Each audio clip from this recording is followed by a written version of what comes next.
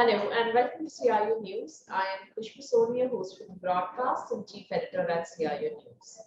This is our exclusive interview series with our startups in India on the topic of Zero Moment of Truth, a Shark Tank special edition. It is a recorded session and will be available on our website, that is cionews.co.in, and our CIO News LinkedIn handle.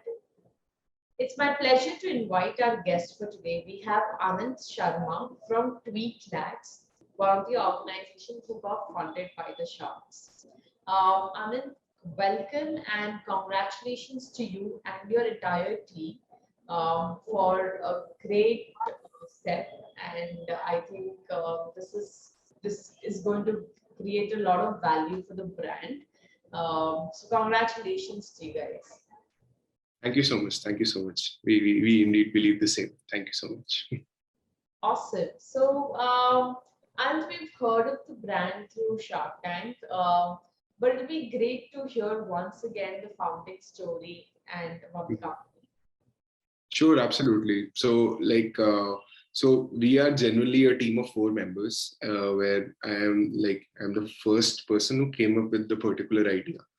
And then I met the CTO. I told him the idea, and it generally came out from this aspect that when I was at the gym, there was a survey which asked me what exactly do we expect out of machines in the gym to improve our performance and make it better. And what we kind of later on when your muscles pain, you kind of realize that the real feedback that you want is from your own body to check if you're doing the exercises right or not. That's where the idea came out. And then we went and started brainstorming on these activities, that where is it that body movement and the feedback from your own body is important in terms of motion. And then we created this product, which we had been working on for last 2 years. And then this is where we are now, where this product actually works, and we almost kind of made it out of zero to something that really works. So yeah, that's the founding story. We had our CTO Shwetang was the first person who I talked to about this project, and then both of us went and met our professor, who was a human computer interaction professor at IIIT Delhi. Right. And we knew he was doing something in sports tech. So we went and talked to him, had a conversation, and then realized what are the next steps that we can do to actually build the tech and make it better. Right. Then Ayush came into the picture, who brought in the real sports angle towards this, that how exactly is the tech going to be operationalized into sports, how it's actually going to make athletes and coaches' life better. Correct. So, and that's the founding team, and from that point onwards, we built the tech.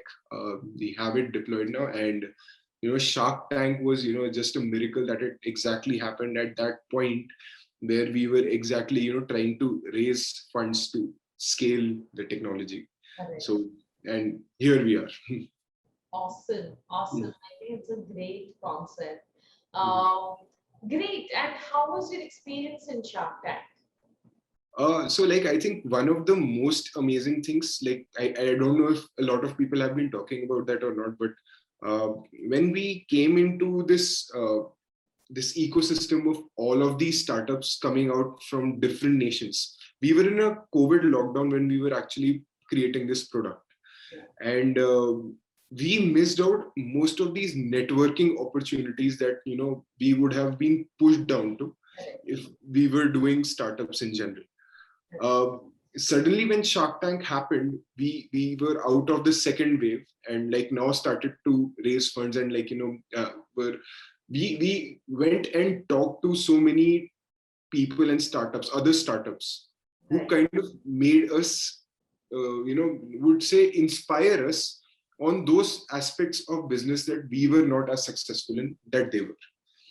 And there were always those kind of people. I mean, there were some people had done really good at sales, some people are really good at brand building, and we were really good at tech, and we were really good at figuring out how to operationalize tech. So like these were kind of things that we that came in, and like we were given 5 days where we just networked with all of these people and figured out what exactly, while we were preparing for our pitches and all of those things. So that was the major part of the Shark Tank experience. The pitch and everything was literally the thing that everyone saw, right?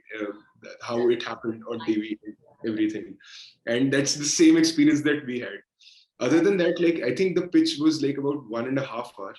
It had to be squeezed down into 10 minutes, like of course, because we have lesser screen time. But I think in general, like how it might have looked on TV, the Shark Tank people were, and even our sharks were way more comprehensive about talking about business than they seemed like. Correct. And we were also as comprehensive about talking about the business than it seemed like. So that happened, and the post Shark Tank effect is something. So what I would say is that when something comes on TV, especially in India, it has like a huge wave effect. Like everyone like gets very excited about something new that just came out, and everyone saw that. And you kind of need an infrastructure to support you in tackling all of that information. So that is one thing that we learned from experiencing this, that it was the response was really overwhelming. But we got and attended to, I hope, everyone that we could. And that gave us a lot of validation in the way we were approaching things. We had to sit down and figure out, okay, what exactly should we do next? Because we were lean at this point, we could do anything. But we took the steps that were the best for the product and the business, and whatever the vision that our founders and the company thinks about doing. So that was I think the summary of how it felt at Shark Tank. Awesome. I'm sure it's a great feeling, and with the kind of response that you've got, it's a lifetime moment. Awesome. I'm glad. So how did you decide to go with the offer that Anupam, Piyush and Ashleer gave? So like Thought behind.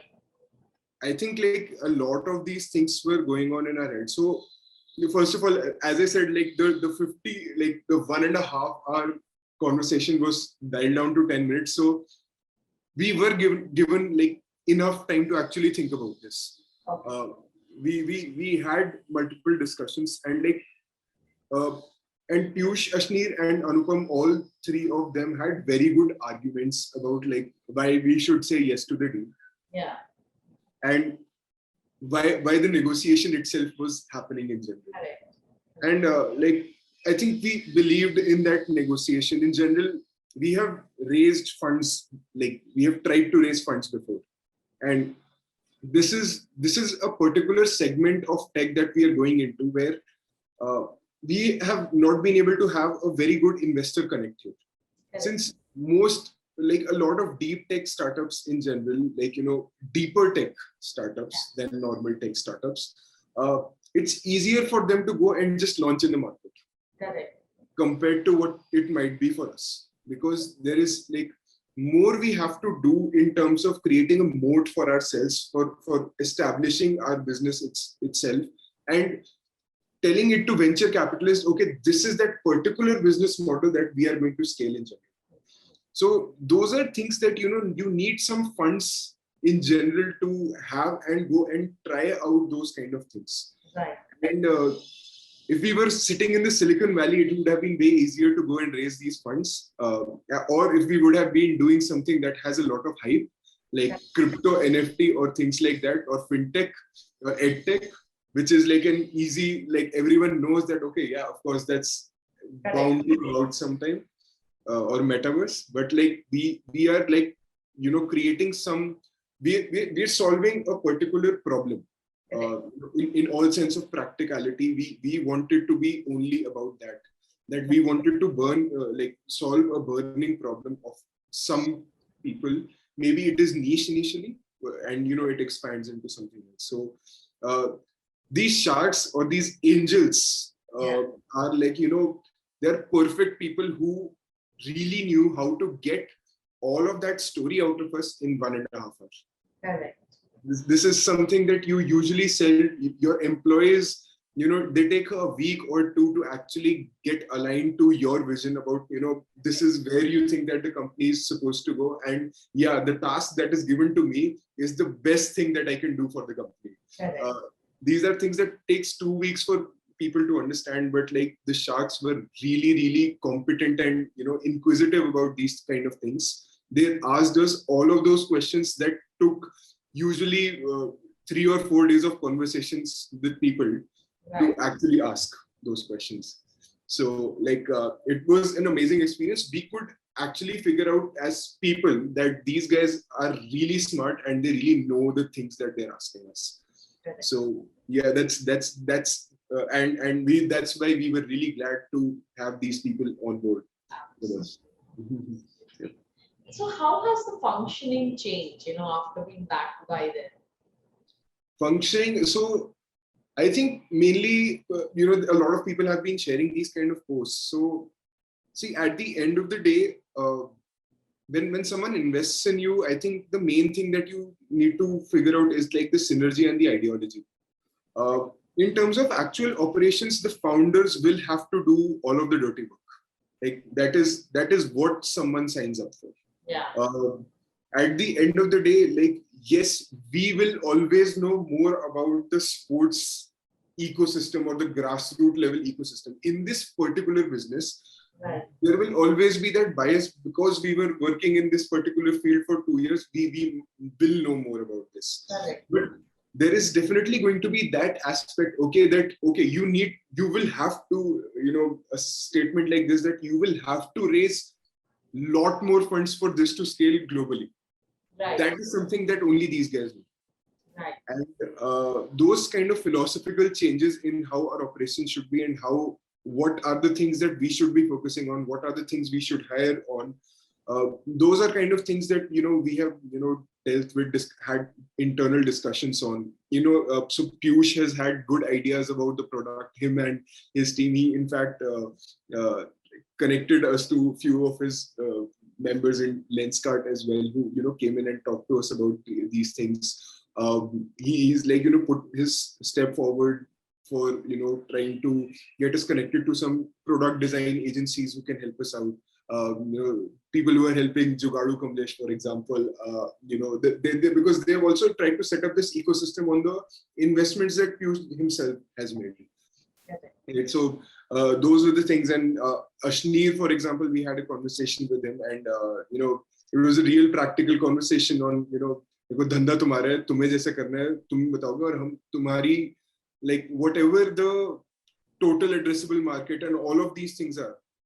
He's just said that we trust you on whatever decisions that you're going to make, and we believe it that whatever you will be making, you're mature enough to be taking those decisions. And that was a really, really good and honest conversation with him, that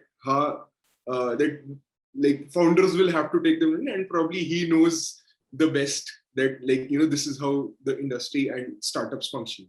So and and Anupam himself was he's an evangelist for us.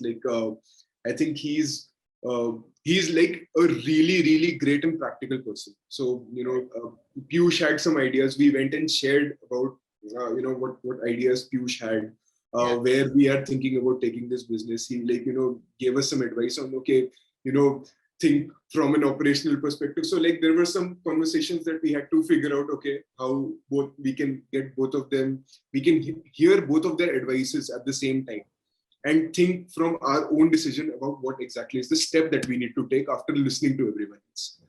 So that is still something that people believe in us in taking that call.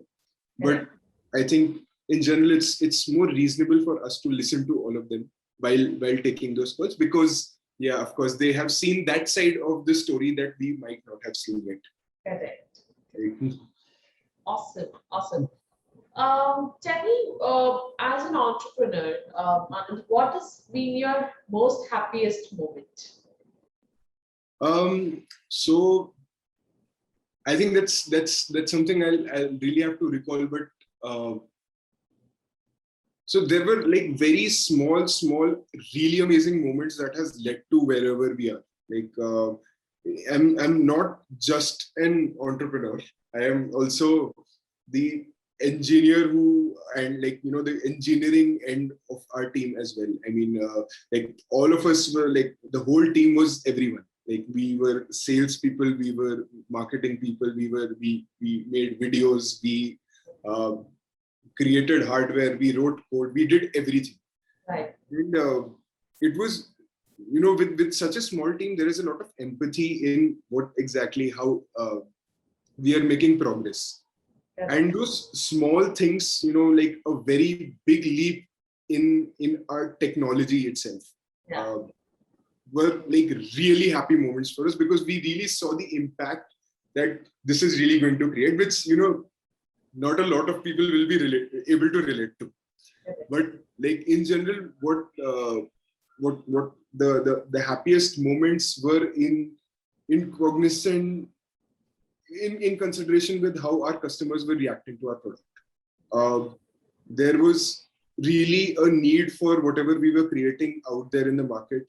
People said that we need these kind of things. We saw users changing their movement and their action and getting results out of that. Right. And those were the places where you realize that, okay, whatever you're doing, it really is impactful in nature. Right. It may not be something that is making people more lazy. It's something that has an impact on the human society if we are able to scale this to the best extent. Correct. In the next 10 years, we believe we've created solutions that we believe are going to be very generic in nature. It's more of like a goal like Apple or Google kind of a thing that we'll talk about motion and artificial intelligence as something that we bring in and make consumers make it consumable for our users who have no idea about this particular domain at the moment.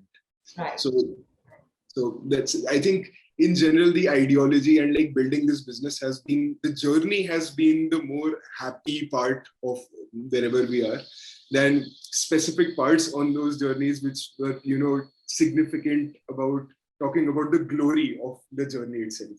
Yeah. So I think it has been a consistent happiness is what I would say.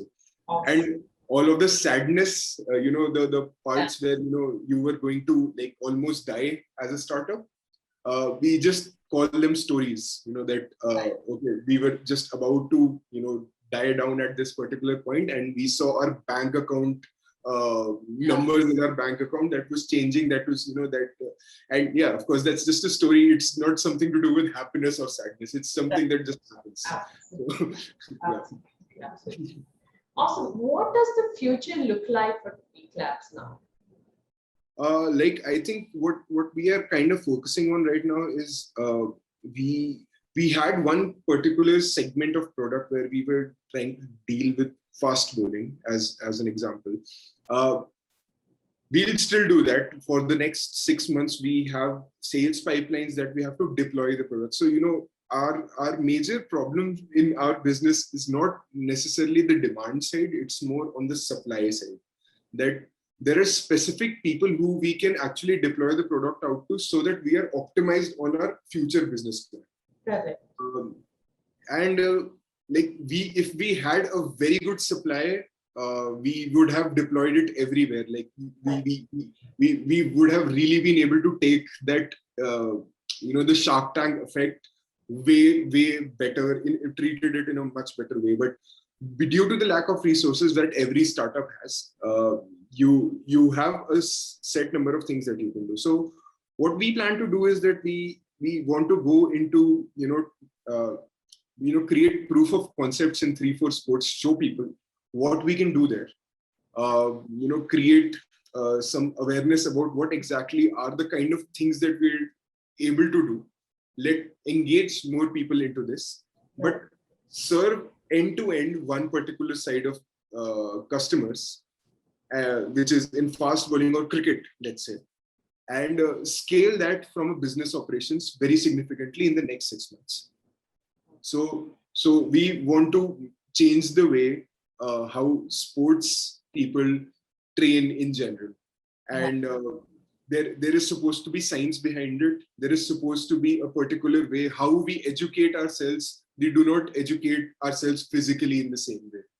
So we want to change that. We want to bring in that particular aspect of scientific way of learning sports or any physical activity in gym or anything at all, and make it really engaging. Because when you play sports, it's gamified. When you take wickets, it's basically increasing a number in your scorecard. But when I'm doing bicep curls, I don't get that feeling. I'm just doing bicep curls. I am doing 15 right now. I can do 20, but that's not really the way it's supposed to happen. And we are coming and trying to change and contextualize how motion can be used in all of these aspects in anyone's user or anyone's life. And that's what the future would look like. At least 5 or 10 years down the line, this is how the world is going to be. And we plan to be a very significant bit of that puzzle. Right. Wonderful, wonderful. Awesome. My one last question before we end today's episode. Any advice or learnings that you would want to give to entrepreneurs who are seeking funding in this times? Wow, I mean, I think the best advice I can give right now is try not to try to choose businesses that would not require funding for you to at least survive. Right. And keep surviving that, and aim bigger in that sense that you would need funding only to scale the business very significantly, and you should have a plan for that. And for us, it was harder because it's not the kind of a startup that is very general in India.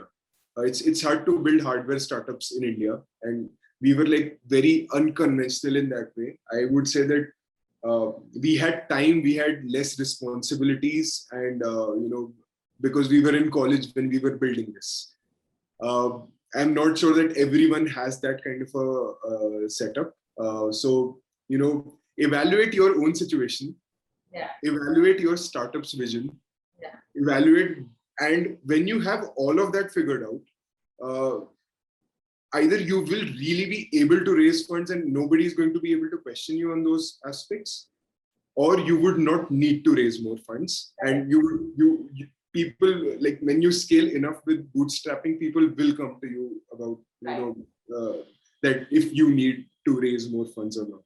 So I think that's one thing. And fundraising is not the solution to doing businesses. It's the business that needs the funding to do more business. So I think that's one thing that I have really learned in the last 2 years of working on this product. And I think if someone cracks that code, they're setting themselves for that fundraise coming in soon. Awesome, Anant. Great conversation with you, and thank you for all the candid responses. I think it's so good to hear the story. So congratulations once again, and all the very best to the team, and more success to you.